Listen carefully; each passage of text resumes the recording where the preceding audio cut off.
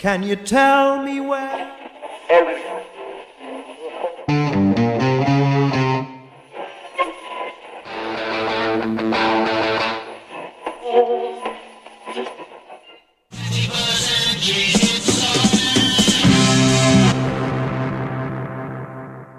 Pessoal, bem-vindos a mais um vídeo aqui do canal PROGLand. Meu nome é Ramon e, como vocês já estão vendo aí na tela, hoje eu estou tendo a honra gigantesca de conversar com os meus grandes ídolos da música, é a realização de um sonho.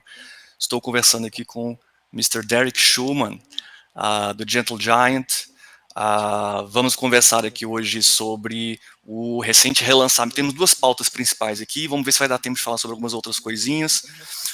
Temos o relançamento do álbum ao vivo Playing the Fool, de 77, e temos a autobiografia do Derek, que vai sair agora em outubro. Vamos conversar um pouquinho sobre isso também, e se der tempo, a gente não tem muito tempo aqui, se der tempo vamos conversar sobre algumas outras curiosidades sobre o universo Gentle Giant. Antes de mais nada, eu peço para que vocês deixem o like, inscrevam-se no canal para dar aquele suporte para a gente continuar fazendo esse trabalho, entrevistando os grandes ídolos nossos aqui do rock progressivo. Muitos deles, como o Derek me falou em off aqui, falando pela primeira vez para um canal, qualquer tipo de mídia brasileira, então isso é uma honra gigantesca. Então vamos lá, eu vou mudar para o inglês aqui, para o meu inglês bem, sei lá, macarrônico, e vamos conversar com o Derek, beleza? So, hi Derek, thank you so much again for talking with us today. It's an honor. My pleasure, my pleasure. As I said before, today we're going to talk about the recent reissue of Playing the Fool. Actually, I have this one, the reissue right here. Recently bought a copy of it. Fantastic. Amazing. Yeah, triple vinyl. We're going to talk about your upcoming autobiography, which is coming out in October. Some broader questions and curiosities about Gentle Giant, if we have the time for it, okay? Sure, by all means. Yeah, so I'd like to start with the recent reissue of Playing the Fool, first of all. One of the best live albums ever, in my opinion, of course. To me, this new version really feels like the definitive one. I think the mix is absolutely fantastic. The additions from the tracks of the interview album, I think it's timing and the song Interview. Yeah, correct. And the violin solo, of course. The violin solo from Ray, right? Yeah. And even the on-stage banter of all the band members all sounds very incredible. But there's one question I have here, and it's about the choice of Dan Bornemark for this new mix. I know he's kind of a Gentle Giant archivist in a way, I think. But what made you guys decide to go with him this time instead of Steven Wilson, who had been working on the previous reissues? Of course, there's absolutely nothing wrong with the mix. The mix is incredible. Everything sounds wonderful, but it's just the curiosity about why the change this time. Well, we asked Steven actually, and he, well, first of all, this was a big undertaking. It's not just one album that he had to put the reels up and remix. So Dan was able. There were 4 shows, of course, and we had to pick the best songs from these 4 shows. It wasn't just one reel of tape or 2 reels of tape, and so Steven really didn't have the time to pick through what we would like to have had done. So in stepped Dan and said, "Let me have a shot." And we said, "Okay, try out a couple of tracks and let's hear it." And he came back with a couple, and they sounded amazing. So we said, "Go ahead, Dan, and do what you do." And in fact, he spent a lot of time. I mean, a huge amount of time in listening to every track from these 4 shows. And in fact, on the album, you hear there's a couple of songs which were on the original Playing the Fool, and he took those songs from a different version. So I think there was 4 venues. I think Munich, Dusseldorf, Brussels, and Paris. And I think 1 or 2 of the tracks that are on the new album, or the new mix, should I say, are actually taken from a different venue because they sounded slightly better. So And so he went through every single take, and it took at least 6 months to put it together. Wow. So he had that time, and really spent a huge amount of time doing this, and it turned out the way I think we all hoped it would. Yeah, for me, this is the definitive version of this album. And another question that I have is why weren't the interview tracks, timing and interview, included in the original release at the time? Because it was the album that you guys were touring at the time, right? So 76, yeah, yeah, 77, yeah, yeah. correct. Yeah. Well, there was a couple of reasons. It was a brand new album which we hadn't sort of set up, but we'd recorded. But at the same time, when you do a double album, which originally it was, there's only so much room Yeah, yeah. you have on a disc. Otherwise, you start losing. But you can't put that much music on a vinyl disc. So we Yeah. So decided to you guys had to choose, right? Yeah. we had to take off some of the songs and some of the stuff that you hear on the new version that was not on the original. Amazing. Yeah. And still talking about reissues in general, remixes, and all that stuff. I think that among the albums for which you still have the original multi-tracks, the album Giant for a Day, which is definitely one of the more controversial albums in the band's discography, though I do enjoy it, even though it's not exactly my favorite, of course. But this one hasn't had a new mix or reissue yet. Do you think that might still happen with this album, or do you feel it wouldn't really be worth it?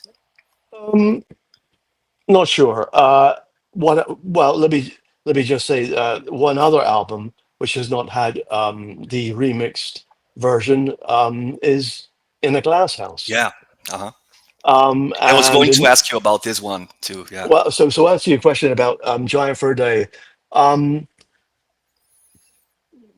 I think that I don't. I mean, it's not a fan's favorite, and not really a band's favorite either, to be Yeah. perfectly honest. Hmm. So I think we'll kind of like leave that alone, to be honest with you. But I think what is a fan's favorite and has been for a long, long time is In a Glass House, and in fact, I'm in the process, and in fact, I'm halfway through in remixing In a Glass House with the highest end AI Yeah. stems, which more than AI, it actually does separate every track, and it sounds unbelievable. And in fact, one of your countrymen is working with me, Iber Pinheiro, who is a Grammy nominated Wow. engineer, and What's his name again? Eber Pinheiro. Ebro Pinheiro. Yeah. He's and he's a fantastic. I mean, he's a superb engineer, and we work together in here in New York. He li- he lives in Brazil and New York, and Wow. yeah. So we're working on In a Glass House, which will come out next year, and we're Next year. so yep. Yeah. I And was and, going it, to and ask it's if it was still too early for us to have a date or something, but it's next a year. little early, Yeah. but yeah, next year, and even at 5.1 Atmos, everything else, Wow. it sounds superb. That's a fan's favorite album for sure. Yeah, One of my favorite Giant mine albums. too. Actually, now I'm Yeah. working on it, and it sounds the way that we should have done it when we did it. As far as Wow. That's amazing news. Yeah. yeah, it's as a giant for a day. I think we'll just we'll just leave it We just leave as is. this one alone. Okay. It's kind of the Love Beach from Emerson, Lake and Palmer Yeah, look, from it Gentle was Giant's catalog. yeah, it was a good try to be commercial, and Yeah, we yeah. did we weren't really we it was not it wasn't a mistake. It was a good album, and lots of good things on there. But I it's do think not it is. re- Yeah. but it's Yeah. not really.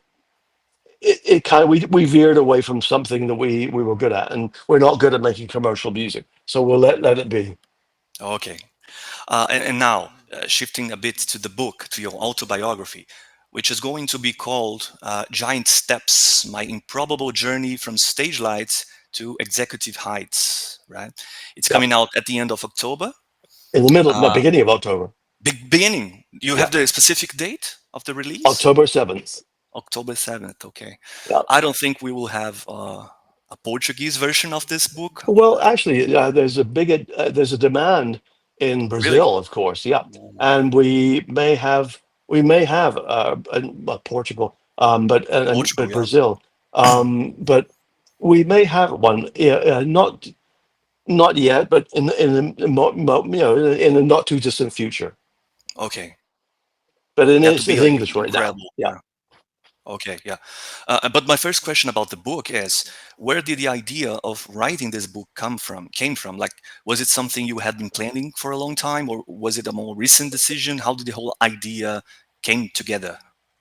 Um, it came together several years ago. A good friend of mine, who was the book editor of the New York Times, Mm, when we would go together, my wife and myself and his wife would get together and tell him stories about being in a group and the family and all the other things that surrounded our lives. And he was fascinated, and he would always say, and he was the book editor of the New York Times. He was always say, "You should really write a book." And I said, "Yeah, but it's too much trouble. It'll take forever." But before COVID, I started thinking about it. So I interviewed Ray, my brother Ray, and my brother Phil, and started getting some, like stories and remembrances from them about when mm, we first started as kids in England, in Scotland. Actually, I was born, and then in England when we with school friends and starting our first group. And I said, you know what, I'm going to start this. So I started before COVID, and during yeah, the COVID period, I really kind of thought, okay, people are not doing anything. I started working on it much more heavily. And then I found a great co-writer. So it's been in the works for about 3 or 4 years. 3 or 4 years. So yeah, so it took a while, but it's not just about rock and roll. It's about family. It's about life. It's about but it's about music. It's about authenticity. About being authentic and true to yourself in whatever world you're living in. But it's That's about awesome. music in your life. My father was a professional musician, and music was always there. So it's about me and my brothers, and my brother Ray, who passed away unfortunately 2 years ago, Yeah, being involved in music all of our lives, both as a musician and then that's for awesome. me on the other side of the business. I'm very looking forward to read it. I wanted to ask a little spoiler from the book. Uh, I, I wonder if you could share a bit how, in practice, that transition happened from being a musician, gentle giant, to become a music industry executive. How did that shift actually take place? Where did the first opportunity came from? How did that happen in your life? Well, it kind of happened in Gentle Giant, in fact, because Like we had during the a time with Gentle yeah, Giant. to a degree, yes, because Yeah. uh, we had a couple of managers, and and the second manager was okay, but they weren't really honorable, if you like. And me and Ray decided to, you know, basically take over. And in some respects, when I think back, it was probably a mistake, but nevertheless, it taught me a lot about going to a record company and going to the agent and speaking to Mhm. them about whatever. So I started learning about the other side of how it works. So that gave me some kind of background. And in fact, during the time I was in Gentle Giant, myself and Ray produced another band out of Pittsburgh, and I got them a deal with A&M. I got them a tour with Van Halen. So I was Wow. able to learn. There was a group called Gennady Which Brothers. band was Uh, that? It was a band called the Gennady Brothers. It didn't Wow. do. It didn't. I mean, it didn't blow up, but it's a really good record anyway. But it taught me about Yeah. some things, and so when the band finished, um, I had no idea that what I wanted to do. I wanted to stay in music, but I had no concept of joining a record company. I had opportunities to produce a couple of bands, Wow. and then I got a call from a friend who was in New York, and I was living in LA at the time, saying, we're revamping this company, PROGLand Records. Why don't you come over and speak to the guy who's running it? And I said, yeah, listen, what the hell? Let me just see what's happening.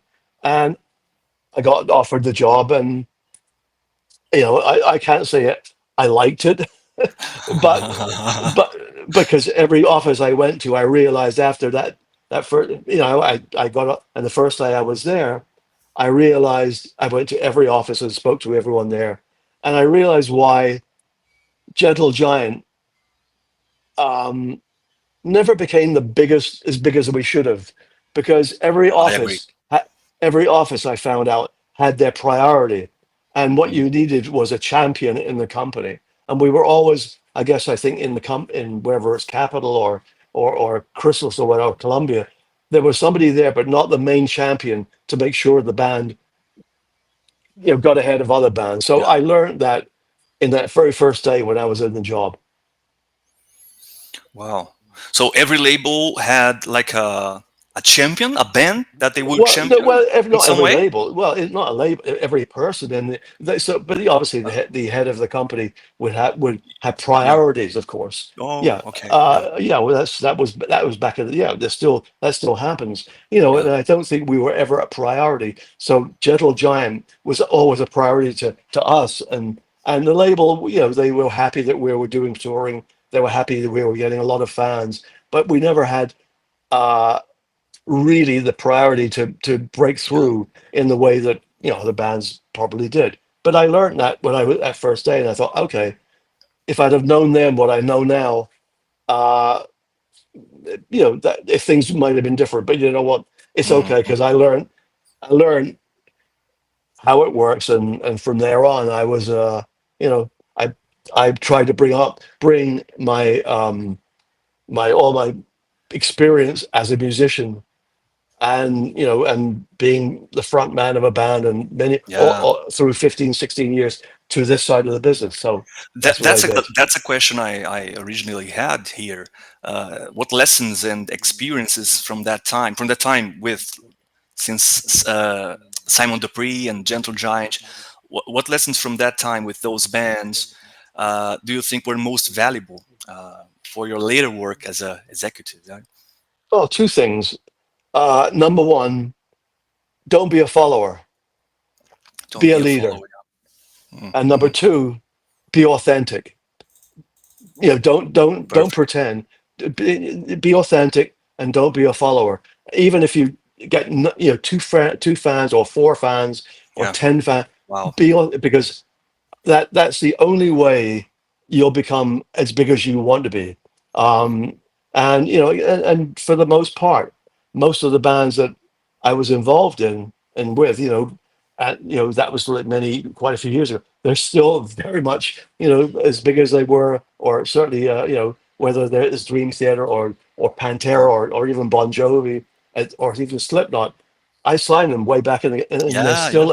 still as bad as still as They're still big huge. Yeah. and they were Yeah.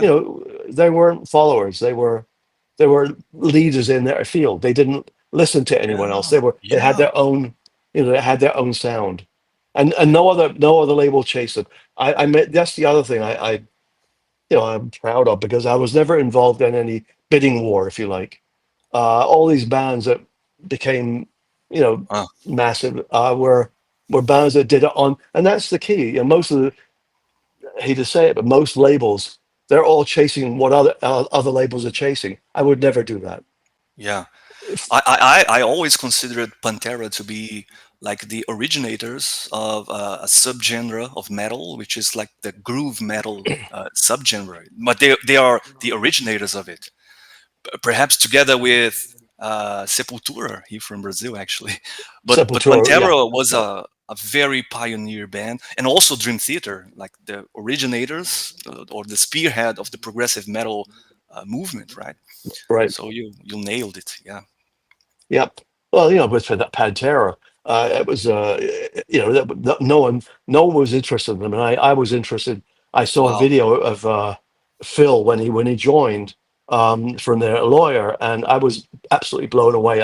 I'd heard of them before, Mm. um, in because they'd done 3 albums in on their own in the Texas area, and they were getting a good following, but no one was interested, and I was amazed. But when I heard the new demos from when Phil was in the band, after they kind of changed their direction, um, I went down to see them, and they were playing this little club at about 25 people, and I was running a company, and I was, within 2 or 3 songs, I wasn't just I wasn't just blown away. I became a huge fan. I knew that they had something no other band like this had.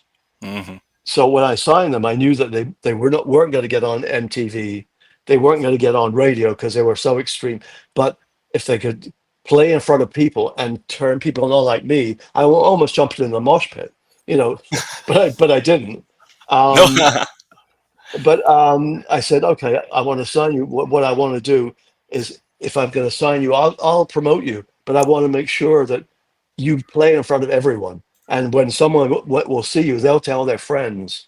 And sure enough, they went out there and they played the smaller places, and they told their friends. And 6 months later, 500 people were turned into 5,000. Yeah. So that's the way it went. Yeah.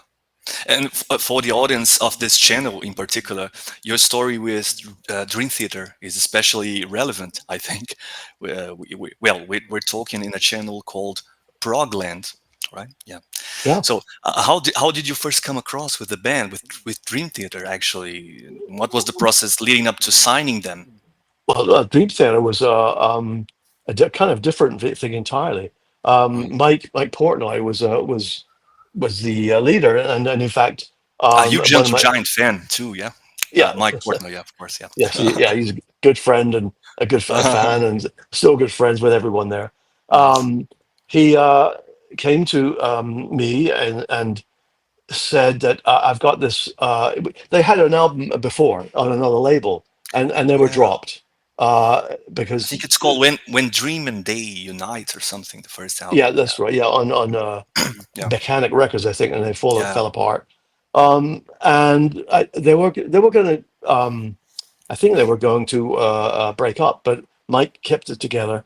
But they did. They gave me. Mike came in with a demo of just 4 tracks with no vocals, just Mm. 4 tracks.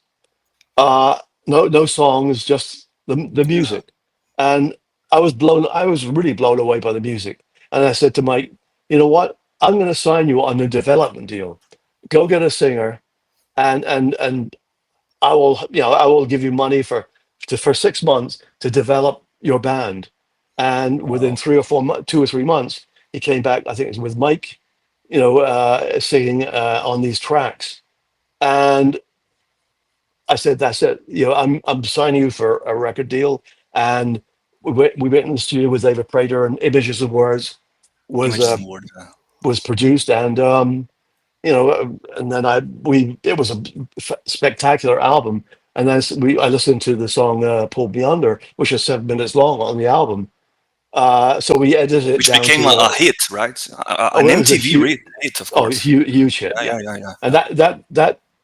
that took them to that Yeah, Dream Theater was literally taken off with yeah. that song and that album. Wow. All these stories with bands like Dream Theater, Pantera, Bon Jovi, and so on will be in your book. Oh, all You're these talking stories. about all these stories, yeah?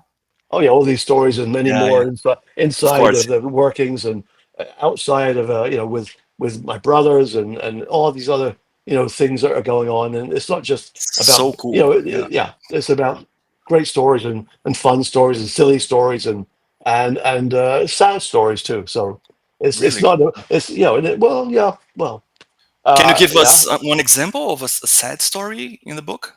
Oh, yeah, to be perfectly honest, yeah, my book starts off. Well, I shouldn't say this because I'm giving things away. Um, with myself and my brother Phil at my father's bedside. Um, he died very suddenly at 50 years old, 50 and years. he was a professional musician, and that colored my life for the rest of my life. That was the beginning of the book. So Basically, starts that's the with beginning of the book. The book starts with this story, yeah, actually. Yeah. yep, Wow. yep. So rather, So how old were you at the time? I was 14, and 14. Yeah. and he was 50 years old, very young. Wow. Very And he young. was a brilliant musician. He could pick up Wow. any instrument, like and music was always around the In the house. gentle giant spirit. Yeah. Yeah, Yeah. and yeah, and then it was an awful way to be to Yeah. be brought up, and without him seeing how his kids did in their musical careers. But for me, it's undeniable that your father's legacy survived in you guys, right? You guys I think so. had the same spirit, I think. Yeah, Absolutely. yeah. Yeah. And as we move like into the final part of this interview here, I'd like to talk more broadly about Gentle Giant, specifically now about the Civilian album. Even though it wasn't a commercial success, it's seen by many fans, including me, as a sort of course correction compared to Giant for a Day, actually. And how did you and the band felt about this album, the songwriting process of that record at the time? And what memories do you have from this final tour in particular? Well, I think it's one of our best albums, to tell you the truth. Yeah. Like, I think it's I guess what we did was, there are things in the previous albums that we'd move change time signatures and move things around. We wanted a little more straightforward Yeah. sounding Gentle Giant, but it rocked like hell, and I think it sounded great. And I think the songs and the music, uh, it was it's it was moving into the 1980s. We were there would be 10 years together, and we evolve. Everyone evolves and progresses. And during that period of time, bands of our ilk. I mean, they had hit songs. I mean, the Uh, Genesis would have a hit song on the top 10, top 40 radio. Yes did the same thing, and I don't think that Civilian was to do with that. I think we just said, okay, look, times are changing. We want to progress and see if we could do something which is a little less fragmented and a little more straightforward. And I think Streamlined. Yeah. streamlined, yeah. But Yeah. I think it was a really great recording. It was uncomfortable to do, to be honest with you, because we recorded it in California, Mm. and I don't think anyone really felt comfortable doing it in LA. It was a different You mean the lifestyle, a band different. wasn't totally comfortable? No, no, not No. really. No, I Okay. think it was, but it was a change that I guess we wanted to see if we could do this.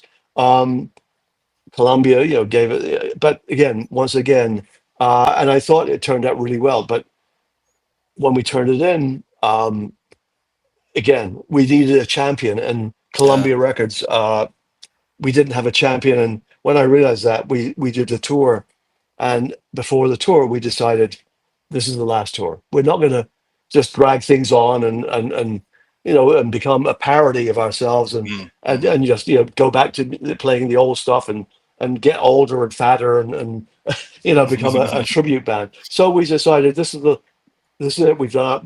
We put our everything into those 10 years, and gave each other everything. This is the band, Yeah. and we're still friends, and we still love each other musically and personally. But this is a chapter we have to close. Yeah. The album sounds amazing. Actually, the sound is very different to other Gentle Giants album. You Yeah. you you you chose to work with, if I remember correctly, Jeff Emerick, right? How did you guys met him in the first place? We met him on my first ever record Really? at Simon Dupree. He was the Wow. first.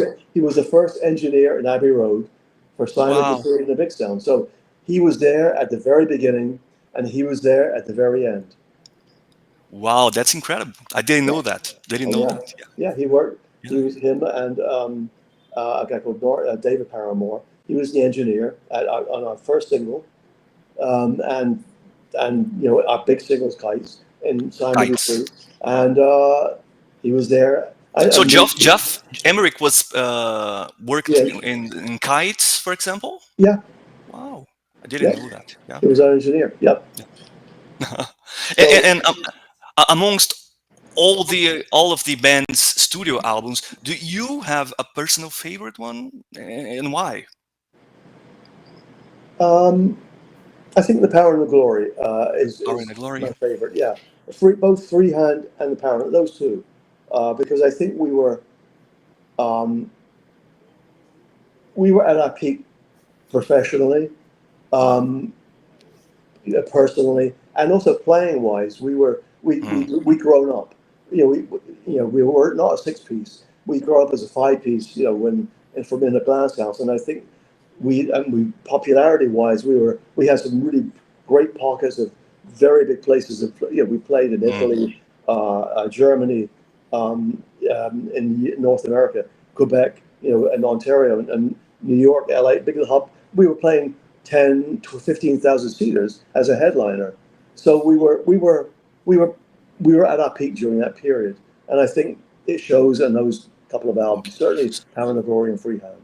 Nice. And are there any specific Gentle Giant song or songs that you feel represents your best moments as a vocalist?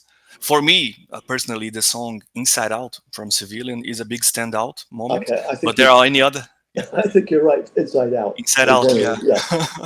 Uh, for Nobody.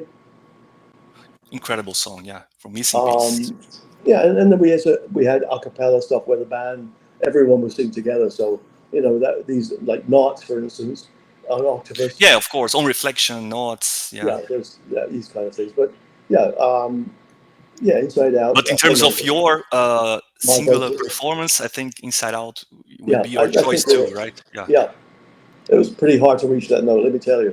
Yeah, I can imagine.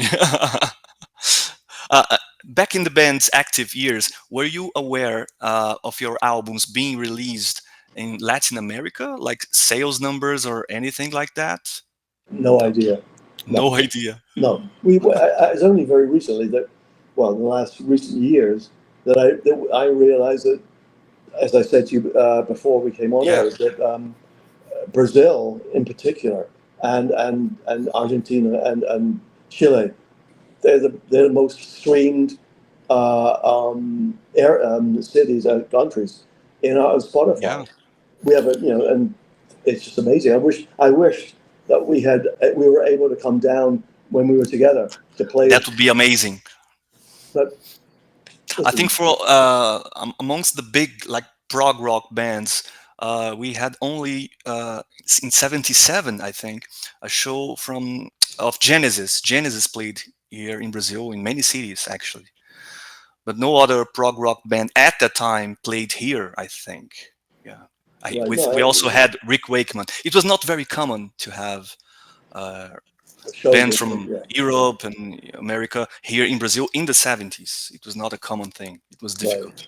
Yeah, Now, we actually had all Gentle Giant albums were released here in Brazil on vinyl at the time. I mean, not all of them. I think the first one we didn't have a vinyl version here in a glass house. Of course, we didn't have this one too. Octopus too. Yeah, but no, all the others were I released. had Yeah. no idea. So but only in the last recent 10, 15 years was I aware that Yeah, Brazil yeah, and South America was there were.